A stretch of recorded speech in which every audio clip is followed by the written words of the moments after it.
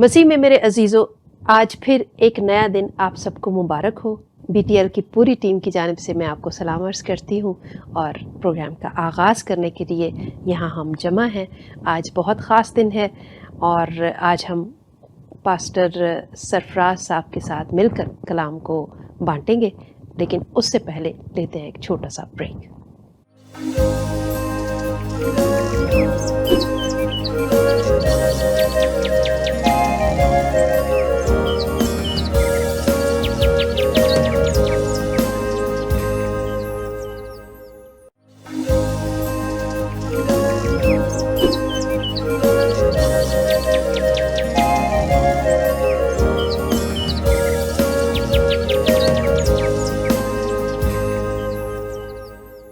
जी नाज़रीन, welcome back. और जैसा कि आप देख रहे हैं हमारे साथ मौजूद हैं जनाब पास्टर सरफराज रहमत साहब। हम आपकी जानिब से और अपनी पूरी टीम की जानिब से इन्हें खुशामदीद कहते हैं, सलाम अर्ज़ करते हैं। पास्टर साहब कैसे हैं आप? सलाम। बहुत बहुत शुक्रिया पहले तो आपकी आमद का। Thank you, God bless you. Thank you. Pastor साहब, आज मैं जैसे कि हमारा टॉपिक है खुदा के घराने के लोग, और पिछले जो हमारी रिकॉर्डिंग गुजरी उसमें बड़ी डिटेल से हमने खुदा यीशु मसीह की हकीकी जो हकीकत है उसे बयान करने की कोशिश की। तो आज भी एक छोटा सा हवाला मेरे पास है, मैं पढ़ना चाहती हूँ, तो फिर आप उस पर रोशनी डालिए। लेकिन इससे पहले कि हम शुरू करें अपने कलाम की तरफ बढ़ें, दुआ करते हैं और कुछ रिक्वेस्ट्स भी हैं, तो उन लोगों के लिए भी दुआ ज़रूर कीजिए। चलें, आज दुआ आप करेंगे। हाँ जी, बिल्कुल ज़रूर, मैं करती हूँ जी। आइए अजीज़ों, अपने सरों को झुकाते हैं खुदावंद की हजूरी में और दुआ करते हैं। ऐ खुदावंद, ऐ हमारे प्यारे बाप, हम शुक्रगुजार हैं कि तूने हमें ये हक़ बख्शा है कि हम तुझे बाप कहते हैं। तूने हमारी ज़िंदगियों में वो रोशनी अता की है कि हम उन भेदों को जान सकते हैं जो कि समझना और जानना मुश्किल है। जितना भी तेरा शुक्रिया अदा करें उन खादमीन के लिए जो कि इस रोशनी को हम तक पहुंचाने का वसीला बनते हैं, वो कम है। हम आज तमाम अपनी कौम को और बाकी तमाम गैर अक़वाम को तेरे सामने रखते हैं, क्योंकि जानते हैं कि वक्त नज़दीक है और ज़रूरी है कि हर घर में तेरा प्रचार हो और हर शख्स जो ये कलाम सुनता है निजात पाए और हमेशा की ज़िंदगी हासिल कर सके। ऐ खुदावंद, इस चैनल के लिए दुआ करते हैं जिसको तूने वसीला बनाया है, और आज ख़ास तौर पर पास्टर साहब के लिए दुआ करते हैं जबकि वो तेरा कलाम लोगों तक पहुंचाने वाले हैं। तो इन्हें मसा कर, रूह कुद्दुस के वसीले से भर, ताकि जो कलाम हम सब सुने, हासिल करें, उसे अपनी ज़िंदगी में शामिल करें और वो बहुत सा फल लाने वाला हो। ऐ खुदावंद, हमारी दुआ को सुन और कबूल कर, यीशु मसीह के वसीले से मांगते हैं, आमीन। जी पास्टर, एक हवाला पढ़ूंगी मैं, फिर आप उस पर ज़रा रोशनी डालिएगा। पौलुस रसूल का ख़त इफसियों के नाम, उसका 4 बाब और उसकी 17 आयत से लेकर 24 आयत तक। इसलिए मैं कहता हूँ और खुदावंद में जताए देता हूँ कि जिस तरह गैर कौमें अपने बेहुदा ख़यालात के मुवाफिक चलती हैं, तुम आइंदा को इस तरह ना चलना, क्योंकि उनकी अक्ल तारीक हो गई है और वो उस नादानी के सबब से जो उनमें है और अपने दिलों की सख्ती के बायस खुदा की ज़िंदगी से खारिज है। उन्होंने सुन होकर शहवत परस्ती को इख्तियार किया ताकि हर तरह के गंदे काम हिर्स से करें, मगर तुमने मसीह की ऐसी तालीम नहीं पाई, बल्कि तुमने उस सच्चाई के मुताबिक जो यीशु में है उसी की सुनी और उसमें तालीम पाई होगी।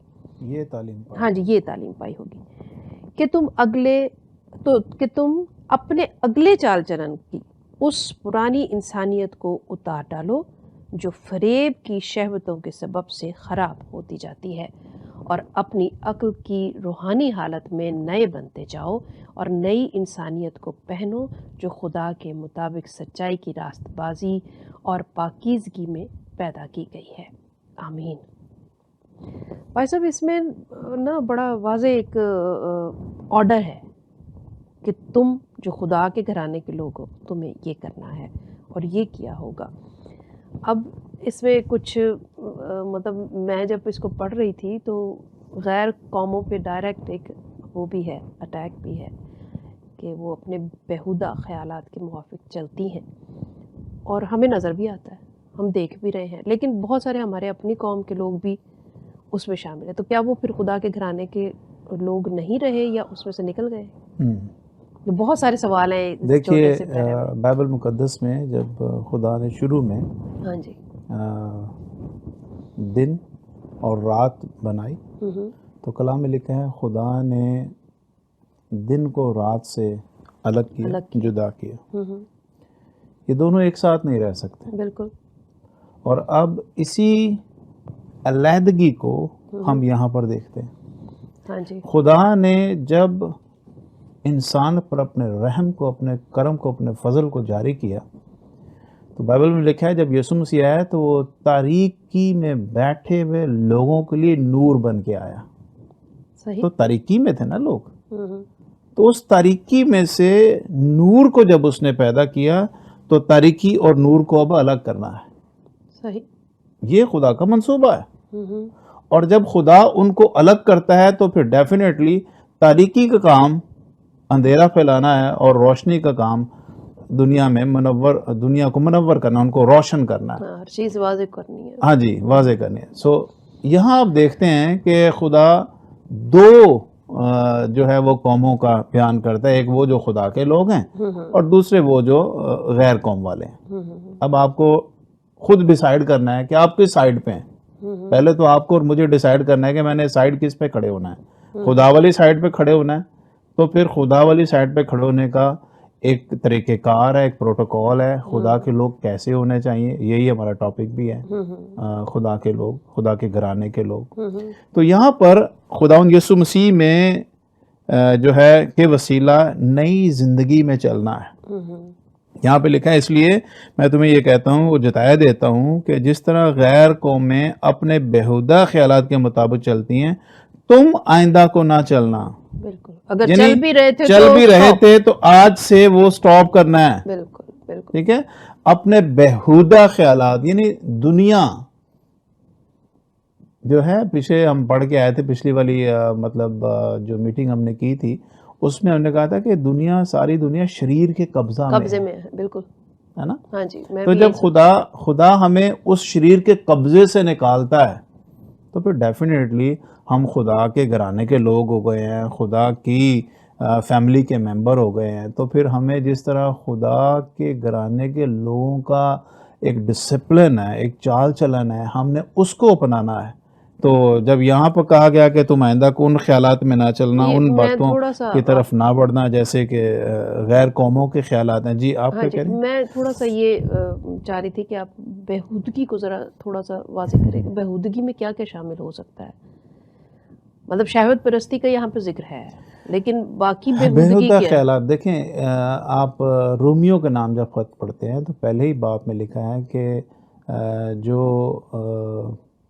دنیا کے لوگ ہیں وہ جب اپنی دنیا داری کے معاملات میں پڑتے ہیں تو وہ جس طرح کی ان کی مطلب سمجھو کہ زندگی گزارنے کے طریقے ہیں وہ خدا کے لوگوں سے بالکل فرق ہے۔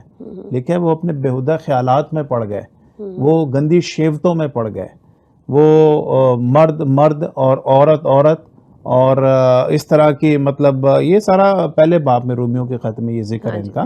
تو وہ انہوں نے اپنے چہرے جو ہے نا وہ اس دنیا کی کالک سے اپنے چہرے جو ہے وہ خراب کر لیے۔ تو خداوند کے لوگوں کا شیوا یہ نہیں ہے۔ آج دیکھیں سب سے بڑا جو اس وقت دنیا میں ایک بہت بڑا ایشو کھڑا ہوا ہے، ایون کلیسیا کے لیے بھی ایک بڑا ٹاسک بنا ہوا ہے کہ کلیسیا بھی اس بات کی پرمیشن دیے جا رہی ہے کہ یہ جو جس کو کہنا چاہیے کہ مرد اور مرد کی جو شادی ہو رہی ہے، سیم سیکس میرج جو ہو رہی ہے، تو یہ کیا ہے؟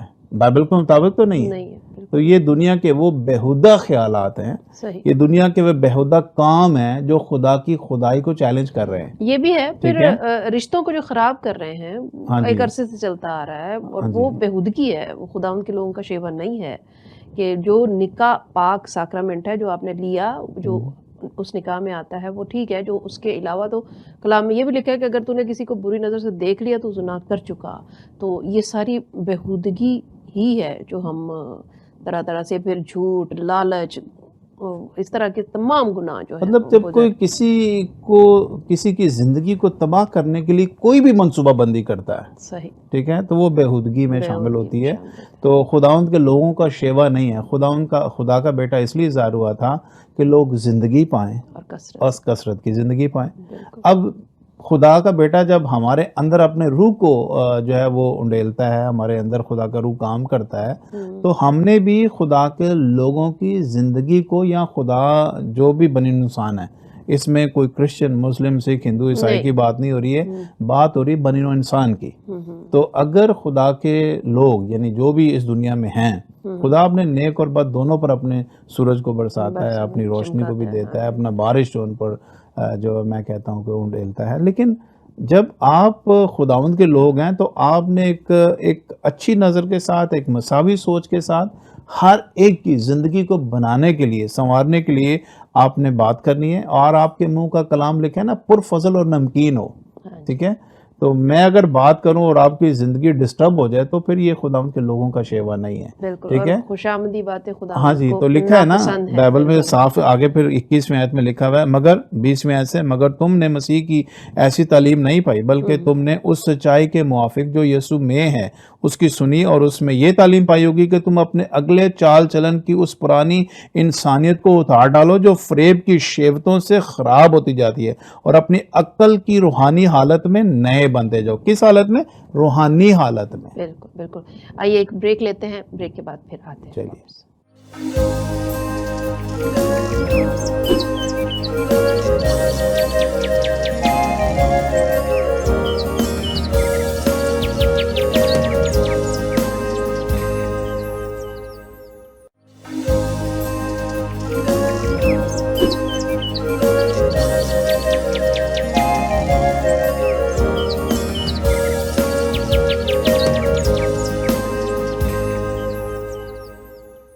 جی ناظرین، ویلکم بیک، اور بہت ہی پرفضل کلام کے وسیلے سے بابرکت باتیں ہم سن رہے ہیں پاسٹر سرفراز احمد صاحب سے۔ تو آئیے واپس وہیں سے سلسلہ جوڑتے جی، ہیں۔ 24ویں آیت میں پڑھ رہا تھا، اور نئی انسانیت کو پہنو جو خداوند کے مطابق سچائی کی راست بازی اور پاکیزگی میں پیدا کی گئی ہے۔ اس سے پہلے 23ویں پڑھی تھی میں نے، اور اپنی عقل کی روحانی حالت۔ دیکھیے، مسیح کی جو کلیسیا ہے اس کا وجود روحانی ہے، ٹھیک ہے؟ تو جب تک ہم روحانی اپنی زندگی کو بہتر نہیں کریں گے، جسمانیت آپ پر غالب آتی رہے گی، اور پھر آپ جیسے غیر کو میں اپنے بیہودہ خیالات میں پڑی ہیں، اور ان کو کسی دوسرے کی پرواہ نہیں، ہر کوئی اپنی اپنی سوچتا ہے، خود غرض لیکن خود غرض ہو جائیں گے۔ تو اس لیے اس سے بچنے کے لیے ہم نے اپنی روحانی حالت کو ٹھیک کرنا ہے۔ دیکھیے، میں آپ کو بات بتاتا ہوں، مجھے 20 سال ہو گئے خدا میں خدمت کرتے ہوئے، اور میں نے اپنی زندگی کے سارے اتار چڑھاؤ دیکھے ہیں، جس میں گرنا بھی ہے، اٹھنا بھی ہے، پھر گرنا، پھر سنبھلنا، یہ سب کچھ چلتا رہا ہے۔ لیکن ان ساری باتوں میں مجھے اگر کوئی چیز سنبھالتی رہی ہے میری بہن، تو وہ صرف خدا کا کلام۔ میں ایک دن اپنے بچے سے بھی بات کر رہا تھا، اپنے بیٹے سے، میں نے کہا بیٹا دیکھو، میری اس 20 سالہ زندگی میں اگر مجھے کسی چیز نے سنبھالا ہوا ہے نا، تو وہ خدا کے کلام نے سنبھالا ہے۔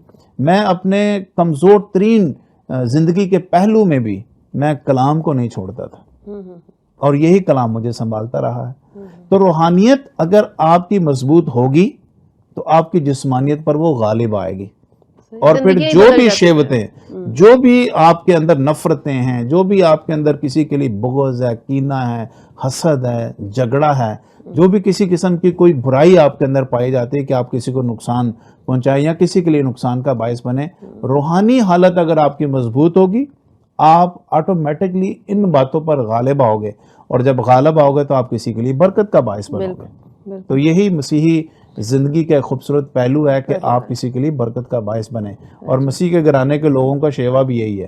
اگر آپ یسوع مسیح کی بات کریں بہن تو مجھے بتائیں یسوع مسیح نے کس کی زندگی کو برباد کیا؟ اس نے تو ہمیشہ زندگیوں کو جو ہے وہ میں سمجھتا ہوں کہ جلائی دی ہے، اس نے ان کو ہمیشہ جو ہے وہ نئی زندگی کی راہ بتائی ہے، اور یہی اس نے مجھے اور آپ کو بھی پیغام دیا ہے کہ ہم دوسروں کے لیے برکت کا باعث بنیں۔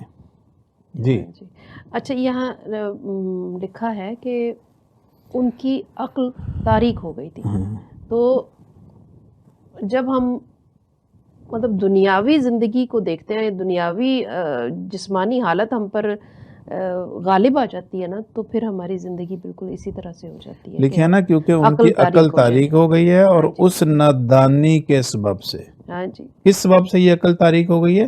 نادانی کے سبب سے جو ان میں ہے، اور اپنے دلوں کی سختی کے باعث خدا کی زندگی سے خارج ہے۔ اپنے دلوں کی سختی، اب ہوا کیا ہے؟ خدا کا بیٹا اس دنیا میں آیا ہے، اور لوگوں نے اپنے اپنے طریقے سے خدا کو اور خدا کے بیٹے کو سمجھنے کی کوشش کی ہے۔ اور میں سمجھتا ہوں، میں نے جب اپنی زندگی خدا کو دینی تھی سسٹر جی، میں آپ کو بتاتا ہوں کہ سمپل اپنے آپ کو سرنڈر کرنا پڑتا ہے۔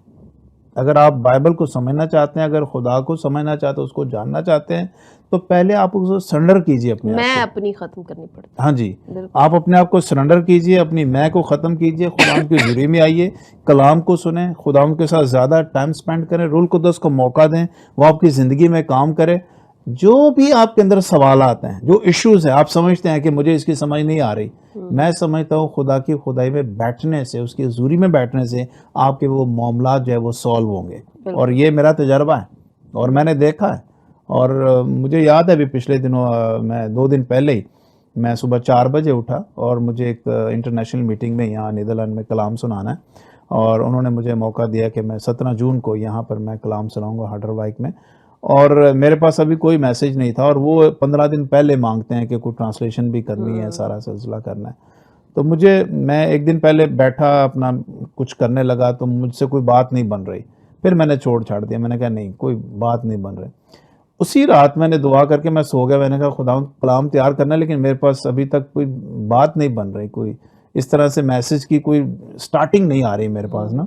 تو صبح 4 بجے خدا نے اٹھایا، اور صبح 4 بجے میں اٹھا، نیچے اپنے لیونگ روم میں آیا، بیٹھا، میں نے دعا کی۔ آپ یقین مانے ایسے جیسے پاک روح نے جو ہے نا تازہ من کے ساتھ رحمہ جاری کیا، اور اسی لمحہ میں نے تقریباً 3 صفحوں کے قریب اپنی جو بھی خدا نے مجھے اس وقت دیا، اور میں ان سب کو رائٹ ڈاؤن کیا، اور آج میرے پاس وہ کلام موجود ہے۔ 17 تاریخ کے لیے میرے پاس میسج تیار ہے، میں ایمان کے اوپر کلام وہاں پر سنا رہا ہوں۔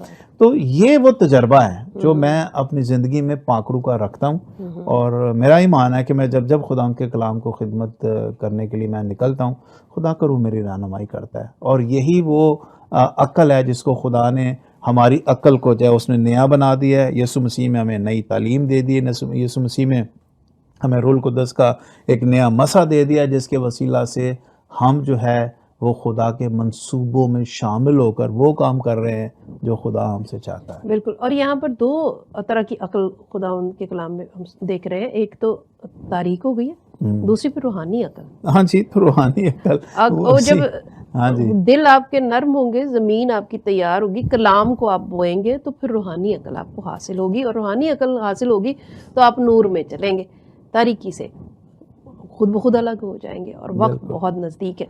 تو خداوند کے گھرانے کے لوگوں کی جو رہن سہن ہے، جو ان کی ایک شکل ہے نا، وہ بڑی مختلف ہے، انسانی جسم میں رہتے ہوئے وہ کام کرنا بڑا ہمبل ہو جاتا ہے بندہ خود بخود، جب خداوند کا کلام آپ کی زندگی میں شامل ہو، واقعی صرف منہ سے نہیں۔ دیکھیں بہن، میں پھر بھی آپ کو بار بار بتا رہا ہوں، میری زندگی کا تجربہ یہ ہے کہ آپ اپنا منہ جو ہے وہ کلام میں دے کے رکھیں۔ بالکل صحیح ہے۔ اگر آپ لکھیں نا کامل کرنے والے یسوع کو تکتے رہیں، یسوع کیا ہے؟ کلمہ، بالکل، اور کلمے کی اگر آپ کی نگاہ رہے گی، بالکل، تو پھر لکھیں نا، اس کے الیشا کو بھی کہا گیا تھا کہ نہ تو دائیں مڑنا نہ تو بائیں مڑنا، تیرا جو نظر ہے، وہ نگاہ ہے، وہ کلام کی طرف رہے، تو پھر تجھے اقبال مندی کی راہ نصیب ہوگی۔ صحیح. تو یہ وہ میں سمجھتا ہوں کلیہ ہے. لیکن دنیا ہے بڑی خوبصورت ہے، لوگ دنیا کے جال میں بڑی جلدی پھنس جاتے ہیں نا، اسی لیے تو لکھا ہے کہ ساری دنیا جو ہے وہ شیطان کے قبضے میں ہے. کیا بات ہے. اس دنیا سے بچنے کے لیے جو میں بار بار آپ کو بتا رہا ہوں، مجھے ایک نوجوان نے سوال بھی کیا، میں اگلے مطلب آپ کو بتاتا ہوں جب ہم کریں گے. تو ابھی میں اس کو یہیں پہ رکھتا ہوں، آپ وقفہ کر لیں پھر بعد میں بریک لیتے ہیں، پھر بریک کے بعد بات کرتے ہیں. جی.